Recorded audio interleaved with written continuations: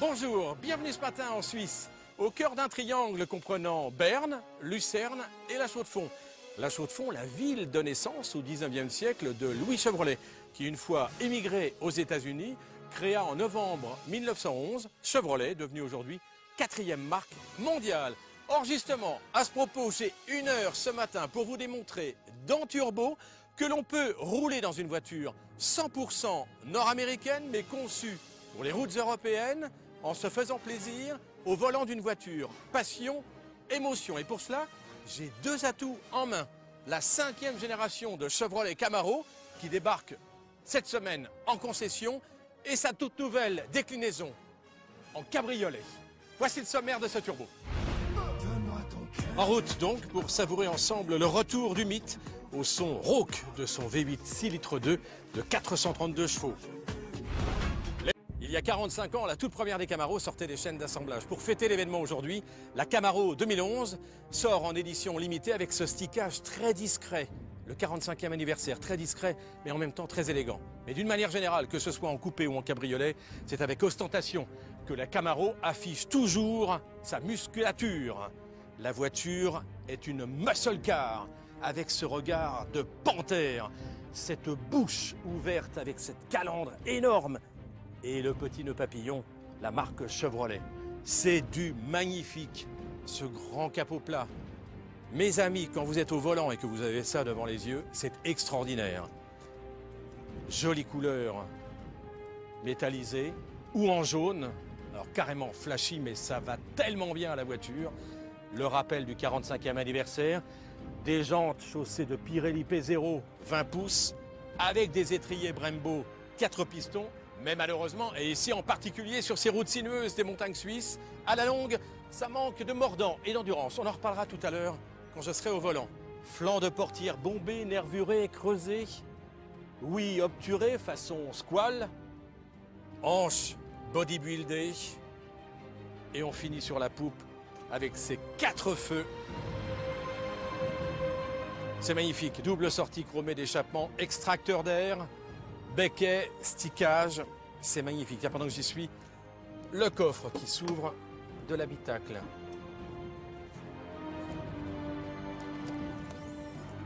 Vaste coffre, grand coffre d'ailleurs, plus petit et pour cause sur le cabriolet puisque la capote vient se ranger dedans. Cela étant, je me suis rendu compte que pour aller chercher les sacs tout au fond, on peut se faire un bon tour de dos. Mais enfin, ne nous payons pas, il y a de la place. Et toujours, ce système cher aux Américains, si on vous enferme dedans pour vous extraire sans difficulté. Décidément, ils pensent à tout, ces Américains. L'habitacle, eh bien, profitons du cabriolet, on y verra beaucoup mieux. On dégage la ceinture. Bascule le siège comme ça. Bon, il y a de la place quand même, hein. C'est confortable. Les sièges sont bien rembourrés, c'est moelleux. C'est pas mal. C'est même bien. On regarde l'avant. Et là, vous vous en doutez, il n'y a pas à se tromper, on est dans l'univers, dans le mobilier de l'automobile américaine. Avec ses cadrans carrés façon moto, ses manomètres, pression d'huile, température d'huile, charge de batterie, température d'eau, ses gros interrupteurs. C'est du rustique, c'est du basique, comme ce frein à main.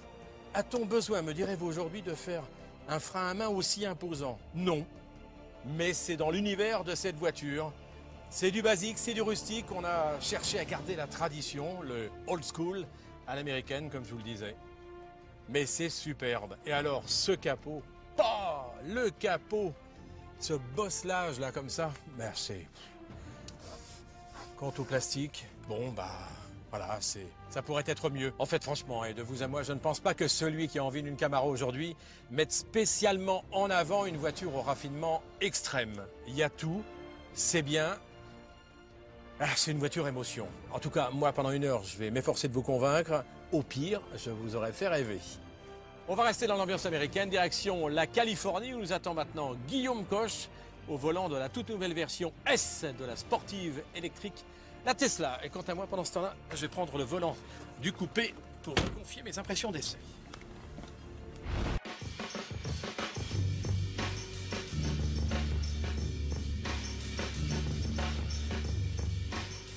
C'est drôle, je me fais la réflexion que l'alchimie conducteur-voiture fonctionne parfaitement bien parce que même ici, sur ces petites routes de montagne en Suisse, on se fait très vite au gabarit certes imposant, mais relativement bien fluide de la voiture. Comme chaque semaine, on retrouve maintenant Stanislas Grenapin pour les news de l'automobile.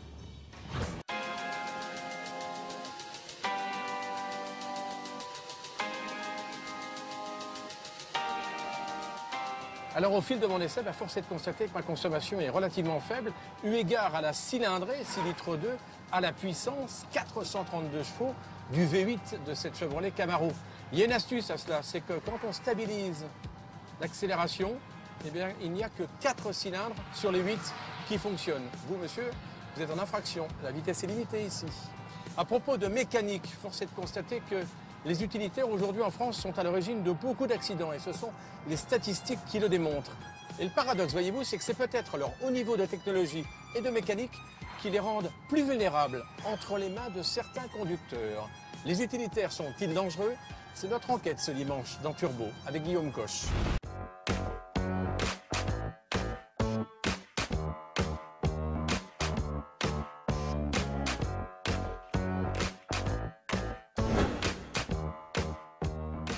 Et ben voilà, au moins on est dûment averti, surtout si on est frileux.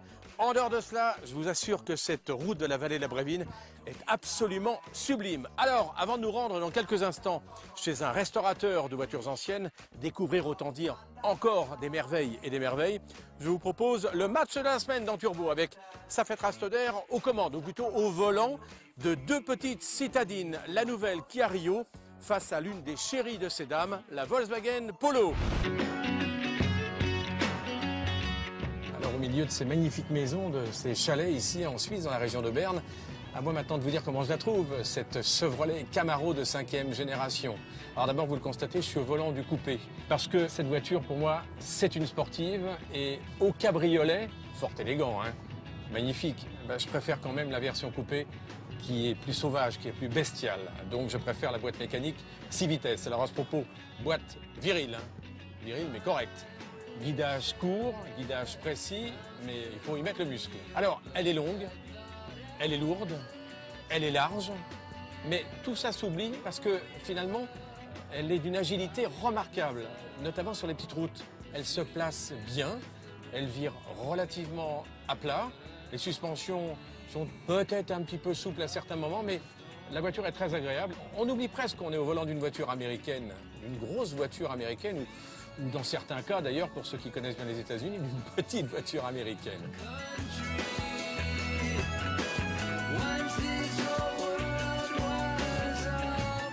Et alors, joli truc, hein, dans le rétroviseur, la caméra de recul qui apparaît, l'écran apparaît dans le coin gauche du rétroviseur, c'est parfait. Alors puisqu'on en est au guidage, je regrette que sur cette version, il n'y ait pas encore le GPS. Il y a le retour visée tête haute dans le pare-brise. J'aimerais que quand il va y avoir le GPS, et dans quelques temps, le retour du GPS se fasse aussi dans la visée tête haute. Elle est silencieuse, et là c'est peut-être un petit reproche, c'est une petite faiblesse, elle est trop silencieuse. Moi le V8 rauque, là j'aimerais bien l'entendre un peu plus présent dans l'habitacle, un peu plus de sonorité mécanique. Le freinage, il n'est pas assez endurant pour moi. Alors c'est vrai que la voiture n'est pas faite pour jouer les voitures de rallye en montagne, mais quand même, il y a des moments où, notamment sur le mouillé, je pense qu'il faudrait que le freinage soit plus incisif, plus mordant.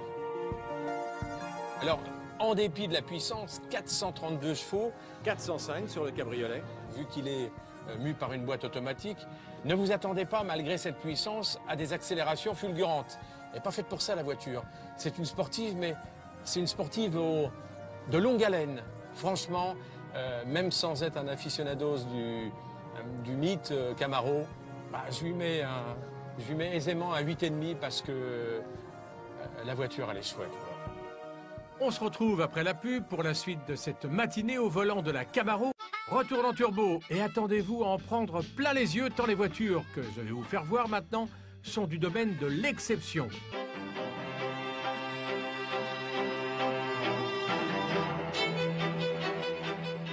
Le garage et ses merveilles sont déjà loin puisque j'ai déjà repris la route au volant du coupé Camaro. Ah, un petit reproche que j'ai oublié de vous dire et que je ferai à propos des sièges de cette nouvelle Camaro. S'ils sont confortables, en revanche, le maintien de l'assise n'est pas assez bon, ce qui fait que dans les virages, on a tendance à en sortir un petit peu facilement. Et puis, si ce n'est pas demain la veille qu'il y aura une version diesel de cette Camaro, d'ailleurs c'est clair et net, il n'y en aura jamais, fort heureusement, devrais-je ajouter. Ce qui est sûr, c'est que ce coupé et cette nouvelle version cabriolet sont en vente d'ores et déjà chez 60 des concessionnaires du réseau Chevrolet. Allez la voir, allez apprécier par vous-même. Et puis tiens, pendant que vous y êtes, livrez-vous un petit comparateur de prix. Vous allez constater qu'à performance et prestations équivalentes, cette Camaro, que ce soit dans sa version coupé ou cabriolet, est proposée à des tarifs beaucoup plus attractifs que bien des berlines et coupés sportifs européens. Allez, on fait maintenant un nouvel arrêt au stand pour repartir à fond après la pub. Retour dans Turbo ce matin sur les routes de Suisse et au son rauque des 8 cylindres en V de la Chevrolet Camaro.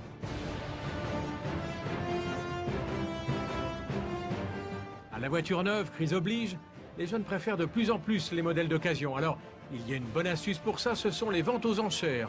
On y fait certes de bonnes affaires, mais on s'y fait aussi parfois rouler dans la farine. Alors, comment éviter cela? C'est l'enquête de Pierre Viau.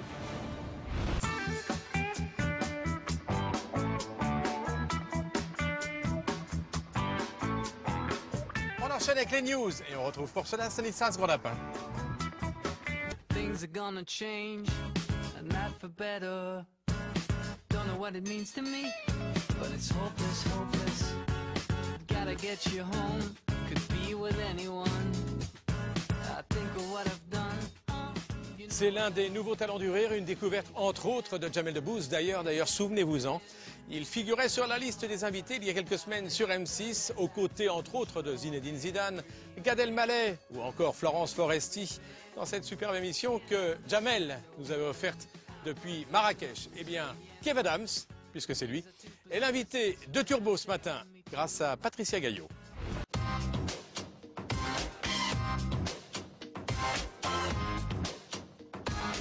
À l'actualité M6, eh bien, c'est déjà dans quelques instants, justement, le Face à l'actu, le nouveau magazine de Marc-Olivier Fogiel, auquel il vous convie chaque dimanche matin, désormais sur la chaîne. Ensuite, l'actualité automobile, c'est à consommer sans modération sur notre site internet turbo.fr. Quant à nous, on se retrouve la semaine prochaine à Vienne, en Autriche, pour la toute nouvelle Mercedes Classe B. On vous embrasse, on vous souhaite une excellente semaine sur M6. Un très bon dimanche, un très bon déjeuner. Ciao, ciao les amis.